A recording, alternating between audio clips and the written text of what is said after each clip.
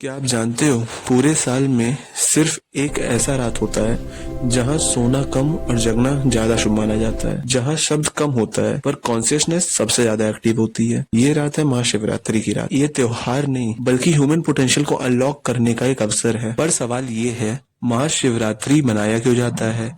इस रात का असली मतलब क्या है और जागरण इतना पावरफुल क्यों माना जाता है?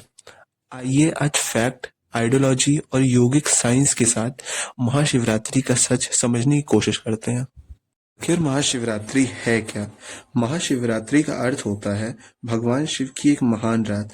ये हिंदू धर्म के एक पवित्र और स्पिरिचुअल दिन में से एक है जो फागुन मास के कृष्ण पक्ष की चतुर्दश को आता है।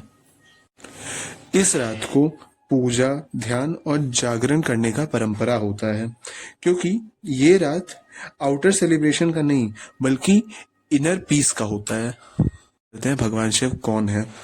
भगवान शिव कोई डिस्ट्रॉयर नहीं है, वो एक ट्रांसफॉर्मर है जो इस ब्रह्मांड को बनाए हैं। शिव का मतलब होता है जो शुभ हो, इसलिए भगवान शिव को कई नाम से जाना जाता है, जिनमें से कुछ नाम है आदि योग, महादेव और भोलेनाथ। भगवान शिव कोई पर्सनैलिटी नहीं बल्कि वो एक पॉसिबिलिटी है जो एक इन्फिनाइट सोर्स ऑफ एनर्जी होता है।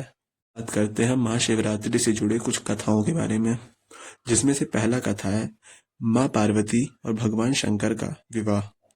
इस दिन भगवान शिव और माँ पार्वती का विवाह हुआ था।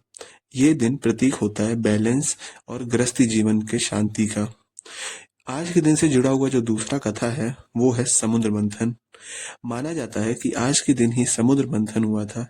जब विष निकला था और ब्रह्मांड खतरे में था, तब शिव ने इसे पीकर उसको अपने कंठ में रोक लिया था, जिसके कारण उनका नाम पड़ा था नीलकंठ।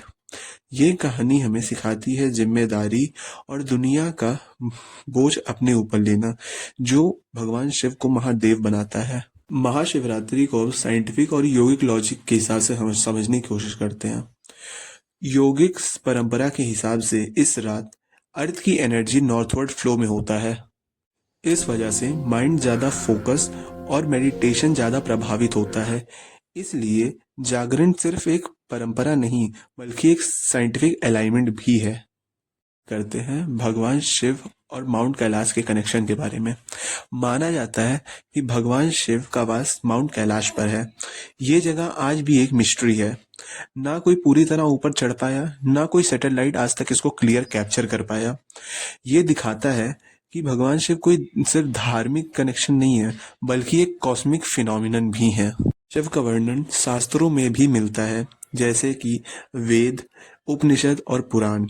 और आदि गुरु शंकराचार्य ने भी भगवान शिव को निगुड़ और सगुड़ दोनों रूप में समझाया है। समय जहाँ स्ट्रेस इतना ज्यादा है, क्लियरिटी इतना कम है और माइंड ज्यादा डिस्ट्रैक्टेड है, तब भगवान शिव हमें सिखाते हैं शांत रहो, स्थिर रहो और फोकस रहो। शिवरात्रि याद दिलाता है अंदर के शिव को जगाना ही सबसे बड़ी पूजा होती है। महाशिवरात्रि सिर्फ मंदिर जाने का दिन नहीं होता, ये दिन है सेल्फ रिफ्लेक्शन का, इनर ट्रांसफॉर्मेशन का और अपने अंदर के ईगो को खत्म करने का। हमें बताता है कि भगवान शिव हमसे दूर नहीं बल्कि हमारे अंदर है, बस हमें उन्हें पहचानने की जरूरत है। इसी के साथ अगर वीडियो पसंद आई हो तो वीडियो को लाइक करें, चैनल में नए हो तो चैनल को सब्सक्राइब करें। मिलते हैं किसी न्यू वीडियो में, तब तक के लिए थिंक डीपर, स्टे सेफ, हर हर महादेव।